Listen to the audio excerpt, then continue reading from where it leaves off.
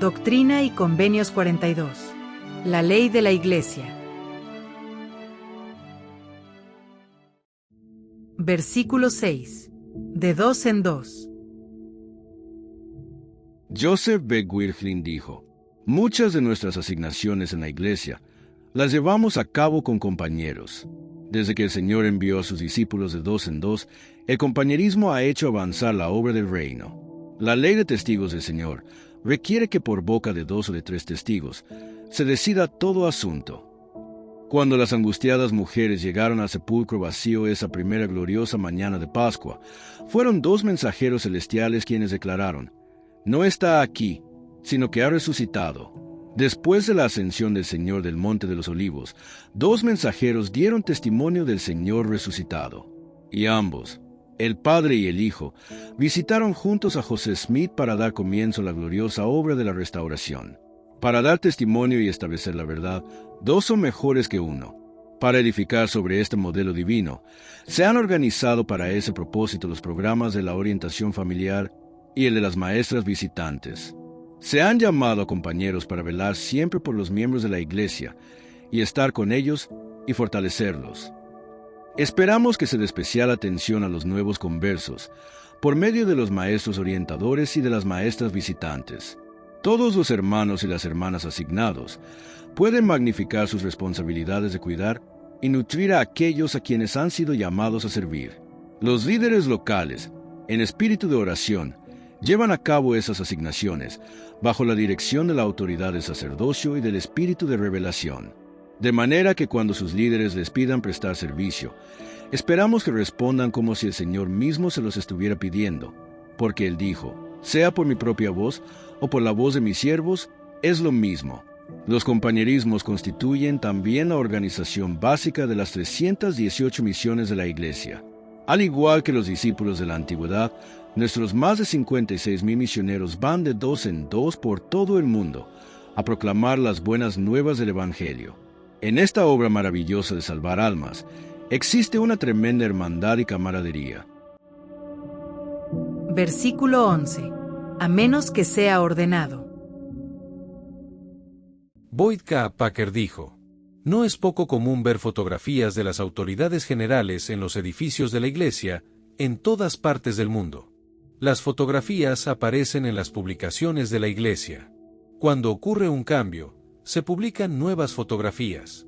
Ahora que hemos sostenido a un nuevo obispado presidente, y con el llamamiento de otros hermanos, las fotografías de estos se publicarán y aparecerán en capillas por todo el mundo. Quienes me conocen bien, saben que personalmente me disgusta ver fotografías mías en exhibición. Pero, al igual que las demás autoridades, lo acepto, obedeciendo a una razón muy buena. Existe un propósito en el hecho de que los miembros de la Iglesia en todas partes del mundo puedan reconocer a las autoridades generales y locales. De esa forma pueden conocer a aquellos de quienes aprenden. Es prácticamente imposible, ya sea en Huacuyo, Bolivia, o en Tierra del Fuego, Chile, en Kemi, Finlandia, o Babao en Tonga, o en cualquier otra parte del mundo, que un impostor se haga pasar como un miembro del quórum de los 12 apóstoles, sin que los miembros lo identifiquen como a alguien que no ha sido debidamente ordenado por los líderes de la Iglesia. Hay quienes reclaman su autoridad de alguna ordenación secreta del pasado. Hay quienes hasta reclaman autoridad revelada en forma especial, para guiar o enseñar a la gente. De vez en cuando se valen de los nombres de los miembros de la primera presidencia, o de los 12, o de los 70, e implican que cuentan con cierta aprobación para lo que enseñan. Se han presentado demasiados nombres, se han efectuado demasiados sostenimientos, demasiadas ordenanzas y apartamientos, se han guardado demasiados registros, se han expedido demasiados certificados, se han publicado demasiadas fotografías, en demasiados lugares, como para que nadie pueda ser engañado con respecto a quien posee la debida autoridad. Las afirmaciones de revelaciones especiales, o autoridad secreta recibida del Señor o de las autoridades generales, son completamente falsas y absurdas. Versículo 13. Conforme el Espíritu los dirija. L. Tom Perry dijo: dado que la enseñanza es una asignación tan universal, es preciso que todo miembro de la Iglesia se prepare a sí mismo, por medio del estudio de las Santas Escrituras. El segundo juego de instrucciones en la sección dedicada a la enseñanza en el nuevo manual hace hincapié en la importancia de enseñar por el Espíritu. En Doctrina y Convenios sección 42 leemos: y observarán los convenios y reglamentos de la Iglesia para cumplirlos, y esto es lo que enseñarán, conforme el Espíritu los dirija. Y se os dará el Espíritu por la oración de fe, y si no recibís el Espíritu, no enseñaréis. Es nuestro privilegio tener al Espíritu Santo, un miembro de la Trinidad, como compañero constante, para edificarnos e inspirarnos en nuestra preparación como maestros. Debemos prepararnos por medio de la obediencia a los mandamientos de Dios, para que nuestra confianza se fortalezca cuando nos dirijamos al Señor, para que su Espíritu nos magnifique a medida que enseñemos. Cuando tenemos el Espíritu como guía, podemos enseñar con gran poder. Nuevamente, en Doctrina y Convenios leemos como el flujo de conocimiento, con el apoyo del Espíritu entre el que da y el que recibe, es la esencia misma de la enseñanza inspirada. De cierto os digo, el que es ordenado por mí, y enviado a predicar la palabra de verdad por el Consolador, en el Espíritu de verdad, la predica por el Espíritu de verdad, o de alguna otra manera. Y si es de alguna otra manera, no es de Dios. Y además, el que recibe la palabra de verdad, la recibe por el Espíritu de verdad, o de alguna otra manera. Si es de alguna otra manera, no es de Dios. Por tanto, ¿cómo es que no podéis comprender y saber que el que recibe la palabra por el Espíritu de verdad, la recibe como la predica el Espíritu de verdad? De manera que el que la predica y el que la recibe se comprenden el uno al otro, y ambos son edificados y se regocijan juntamente. Nuestra enseñanza será eficaz si la enfrentamos en forma humilde por medio de la oración y del estudio. Entonces seremos asistidos por el Espíritu al impartir la palabra, en armonía con lo que el Señor desea que enseñemos. Versículo 18. No matarás. Joseph Fielding Smith dijo: Juan dice que hay dos tipos de pecados. Un tipo es el que puede ser perdonado. El otro tipo es un pecado de muerte, para el que no hay perdón. El asesinato es del segundo tipo. Ocurre cuando uno, de manera deliberada, derrama sangre inocente. La misericordia del Todopoderoso, mediante la expiación de Jesucristo, cubre y llega a toda alma que abandone sus pecados, excepto a aquellos que han pecado deliberadamente de muerte, como dice Juan. Versículos 22 al 24. Amarás a tu esposa. Howard W. Hunter dijo: el hombre que posee el sacerdocio debe ser perfecto en su fidelidad moral a su esposa y no darle motivos para que ella dude de su fidelidad. El marido debe amar a su esposa con todo su corazón y allegarse a ella y a ninguna otra. El presidente Spencer W. Kimball explicó que las palabras "ninguna otra" eliminan a cualquier otra persona o cosa. De manera que el cónyuge llega a ocupar el primer lugar en la vida del esposo o de la esposa, y ni la vida social, ni la vida laboral, ni la vida política, ni ningún otro interés, persona o cosa deben recibir mayor preferencia que el compañero o compañera correspondiente. El Señor prohíbe, y su Iglesia condena cualquier y toda relación íntima fuera del matrimonio.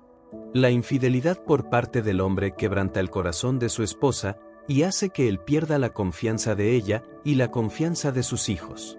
Sean fieles a sus convenios matrimoniales en pensamiento, palabra y hecho. La pornografía, el flirteo y las malsanas fantasías corroen la integridad personal y asestan un feroz golpe a los cimientos de un matrimonio feliz. De ese modo, se destruyen la unidad y la confianza de un matrimonio. El que no domine sus pensamientos y cometa así adulterio en su corazón, si no se arrepiente, no tendrá el Espíritu, sino que negará la fe y temerá. Versículo 29. Si me amas, me servirás. Richard J. Maynes dijo: hermanos y hermanas, todos anhelamos el día en que regresaremos a nuestro hogar con nuestro Padre Celestial. Para poder obtener la exaltación en el reino celestial, debemos obtener la confianza del Señor aquí en la tierra.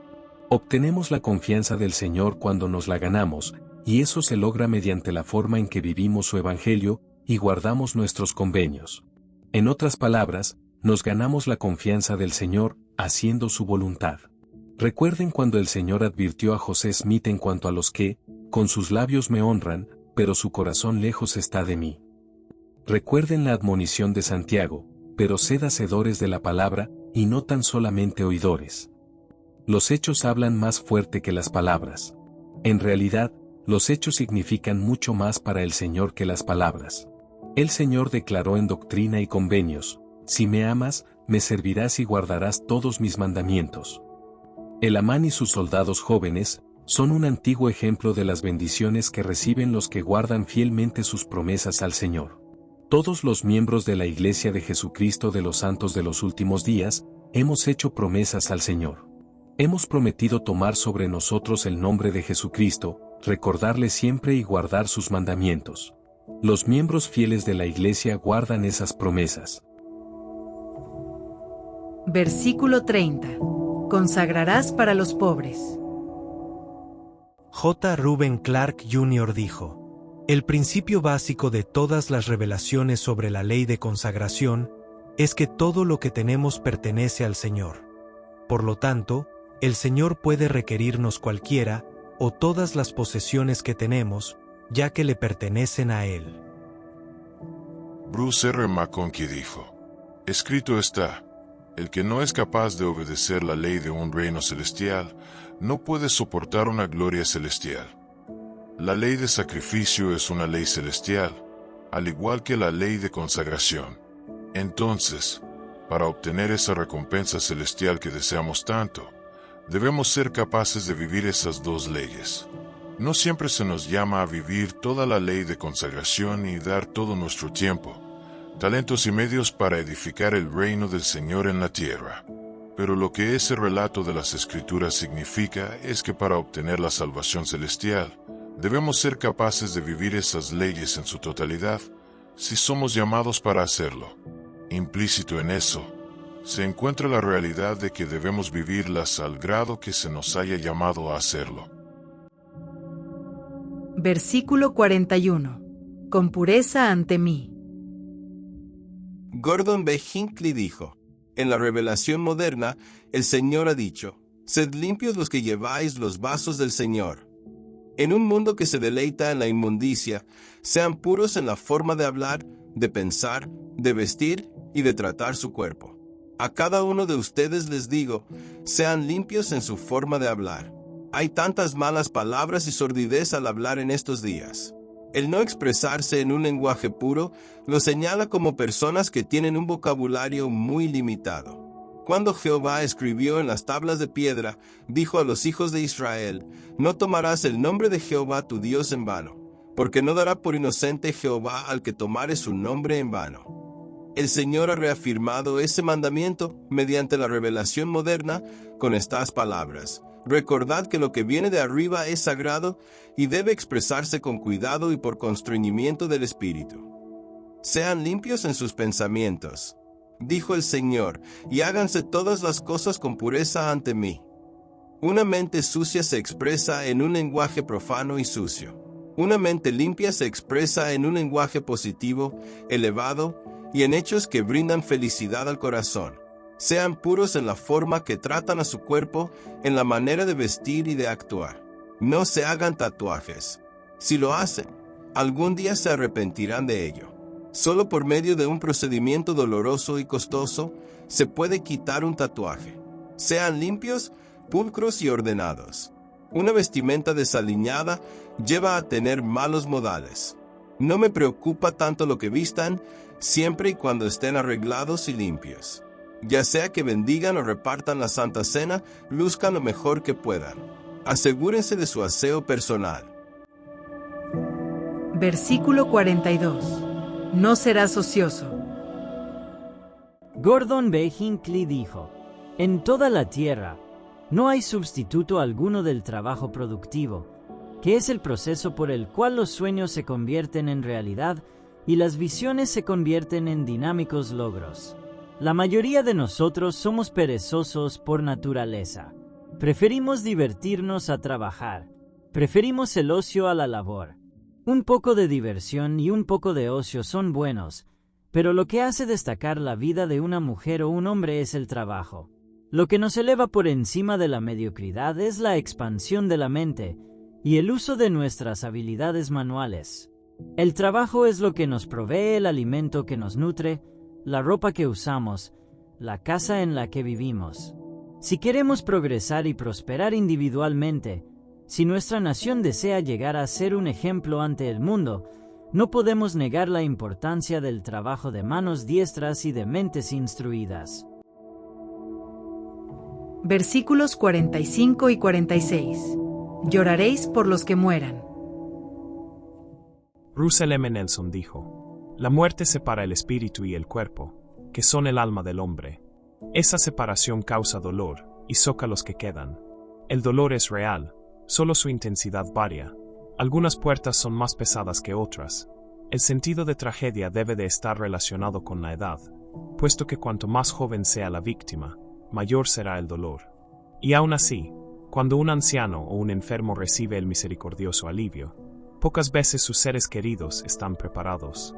La única vida que satisface los anhelos del corazón humano es la vida sempiterna. Sea cual sea la edad, lloramos por los seres amados que se van. Ese llanto es una de las más profundas expresiones de amor puro. Es una reacción natural de completo acuerdo con el mandamiento divino. Viviréis juntos en amor, al grado de que lloraréis por los que mueran. Más aún, no podríamos apreciar plenamente el gozo de reunirnos después, sin estas tristes separaciones de ahora. La única manera de evitar el dolor de la muerte es evitar amar en la vida.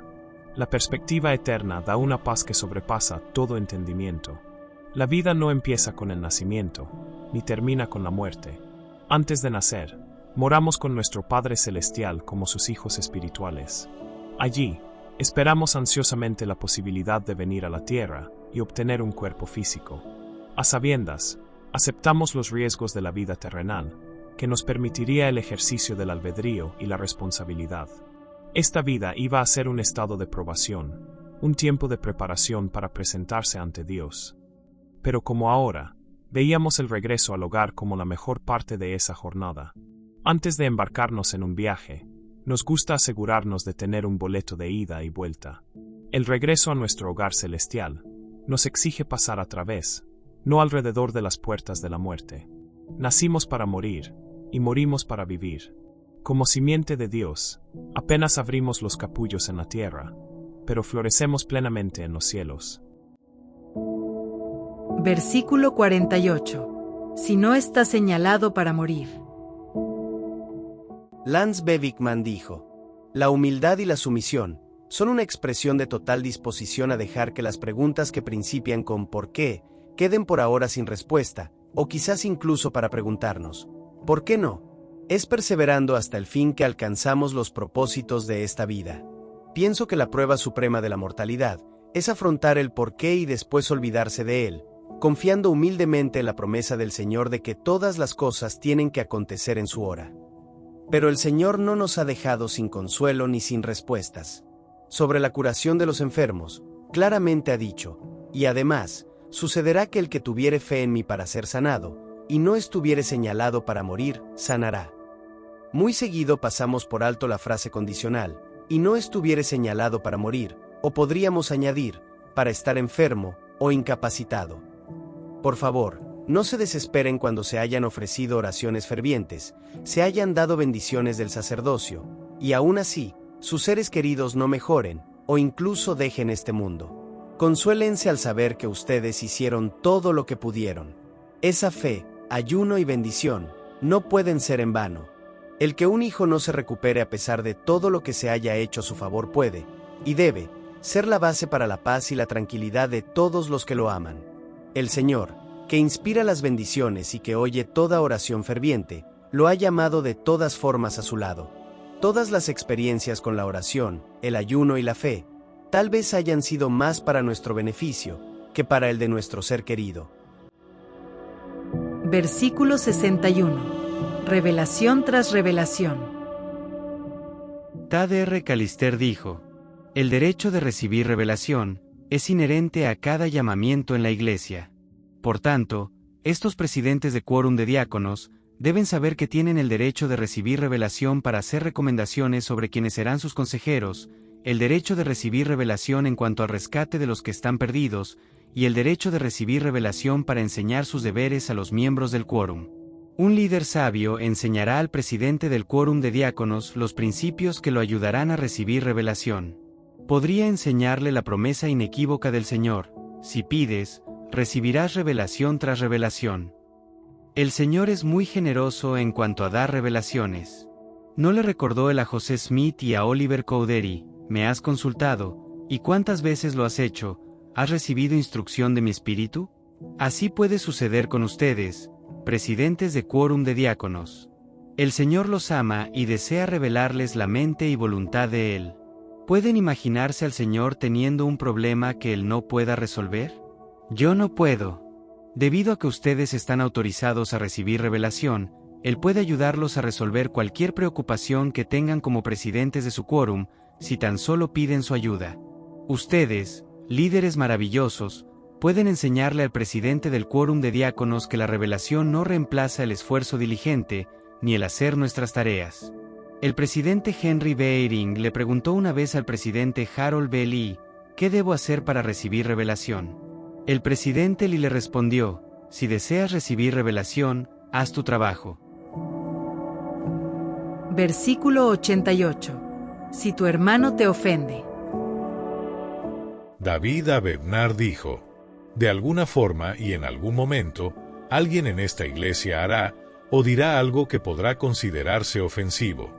Un suceso así ciertamente le ocurrirá a cada uno de nosotros, e indudablemente, más de una vez.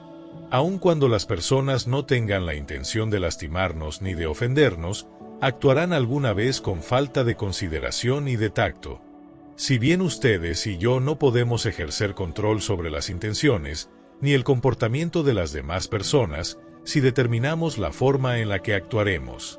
Les ruego que recuerden que tanto ustedes como yo somos agentes dotados de albedrío moral y que podemos escoger no sentirnos ofendidos.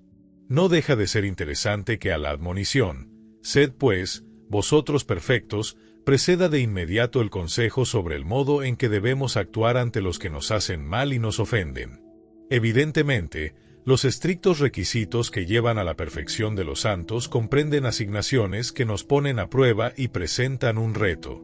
Si alguna persona dice o hace algo que consideramos insultante, nuestra primera obligación es negarnos a sentirnos ofendidos y enseguida comunicarnos en privado, con sinceridad y directamente con esa persona. Ese modo de actuar invita a la inspiración del Espíritu Santo y permite que se aclaren las malinterpretaciones y se comprendan las verdaderas intenciones.